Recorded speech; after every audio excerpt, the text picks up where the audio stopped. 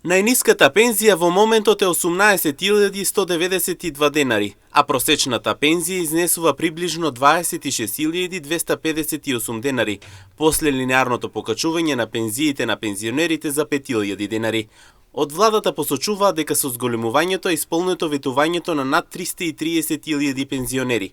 Вела дека пензионерите заслужуваат сигурен и достоинствен живот. Исполнето е ветувањето за зголемувањето на пензиите од 5.000 денари на над 330.000 пензионери. Со исплатата на мартовската пензија за 2.500 денари се заокружи циклусот на линеарното покачување на пензиите за 5.000 денари. Со сегашното зголемување на ниската пензија во март изнесува 18.192 денари, додека просечната пензија изнесува околу 26.258 денари. Пензионерите заслужуваат сигурен и достоинствен живот. Грижата за пензионерите е наша обврска и цел. Како влада продолжуваме целосно, посветени и одговорно да работиме за подобар и поквалитетен живот за сите граѓани, се наведува во соопштението.